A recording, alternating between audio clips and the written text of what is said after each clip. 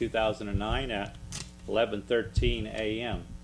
My name is Gary, and I am a humanist and an atheist. This is my friend, Furkan, who is a Muslim and a theist. Of course, how could a Muslim not be a theist? I think that's probably impossible. Could a humanist be a theist? Well, that's an issue for another day.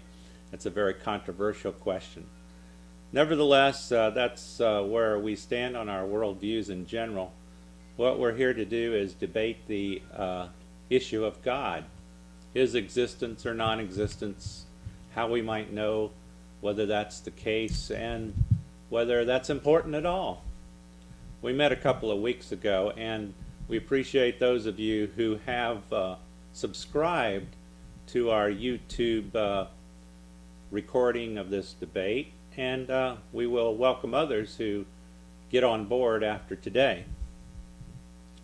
We've made a few improvements to our recording methodology here. One is that we've added a microphone. We're hoping that this microphone provides for a little higher quality of the audio, and that you will be able to adjust the audio up and down on your computer to match whatever you need for your own ears. Also, we've added more light. We hope that a little more light will make the video stand out more for you. So those are kind of general housekeeping issues and an introduction to our debate. Furkan, do you have anything that you want to add to that? I think you did a great job. All right. Yeah, we can start our debate. What we're going to do, as we did last time, is use a timer. This is a chess clock, and we've set it at 3 minutes, which gives each of us a 3-minute time limit on our responses. Of course, we can talk for less than 3 minutes. That's fine, but we can't talk any more than 3 minutes. We've also agreed not to interrupt each other while each of us is talking. That seems to make for a better discussion. So I'm going to turn on the clock now so that we can get started.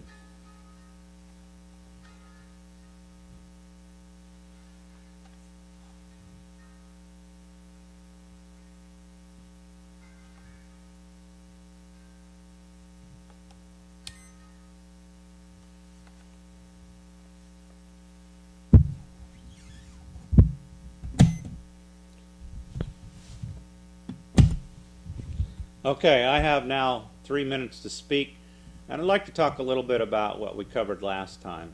We began by introducing ourselves and then getting into the question of the meaning of the word God, that is the definition of God, and we explored that quite a bit, and we came to a definition that we can pretty much agree upon.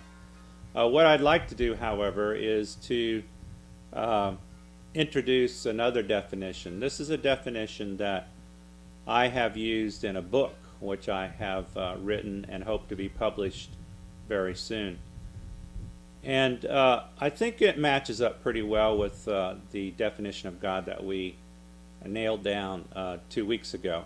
But I just want to read it and get Furkan's reaction to it to see if he's in agreement with. If he's not, then of course we can tweak it. I'm giving Furkan a copy of the definition. So here it is. God is the distinct, unique, spiritual person who is necessarily existing, everlasting, everywhere present, all-knowing, all-powerful, fully free, self-sufficient, perfectly good, and supremely authoritative, who created our universe and any others which might exist, who at least sometimes intervenes in our universe, especially in human affairs, who wants us humans to believe and behave in certain ways in our current lives, for which he sometimes rewards us in an afterlife, and who wants us not to believe and behave in other ways, for which he sometimes punishes us in an afterlife. Now, the only thing I think really that much different between this definition and the one that Furkan offered us 2 weeks ago is, in his definition, he added the idea that God doesn't just sometimes intervene in our universe, but that he intervenes constantly. In other words, his actions upon the universe are a steady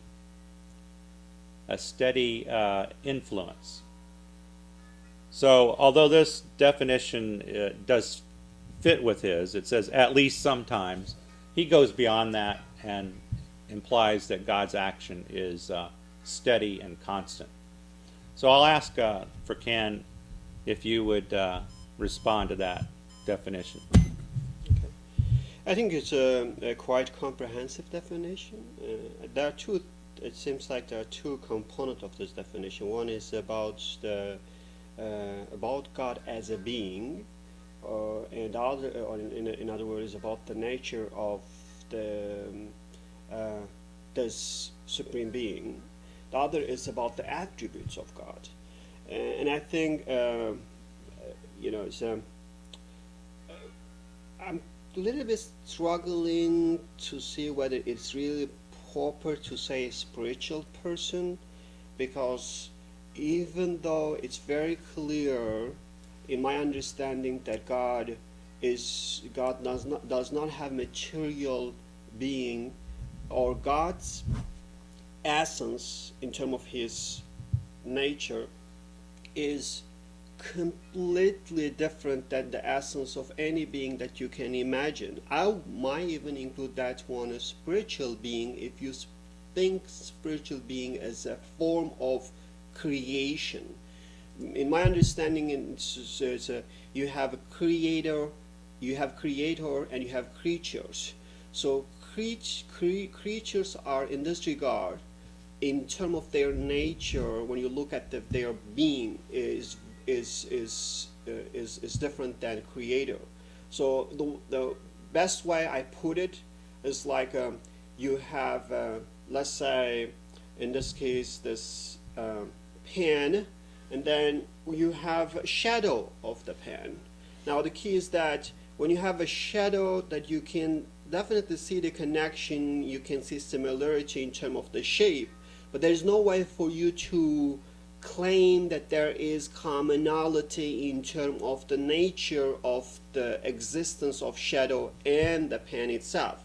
What you will see, that shadow is something contingent upon the existence of the pen and bears some similarity from the pen, but there's no way to say it's part of pen. There's no way to say it is, let's say it comes from the pen in terms of bearing some something as a substance from the pen.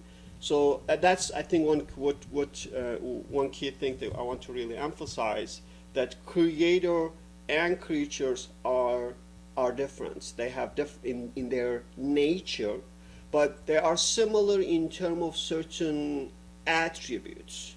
What I mean, that's when we talk about knowledge and talk about power, talk about wisdom, those are some attributes that to a certain extent, with a limited amount, that human has as well. Well, I think I would agree pretty much with what you said. Basically, you're just saying God has similarities and differences to human beings. Yeah, I mean, that seems pretty obvious. The similarities are that he is a person. And we already talked about what a person is last time. I don't know that we need to go back into that. And we agreed that God is a divine person, not a human person. And we, of course, pointed out that human persons are made out of matter and energy. And God is not. He's made out of something else that we don't know what it is. I use the word spiritual. I could have used some other word.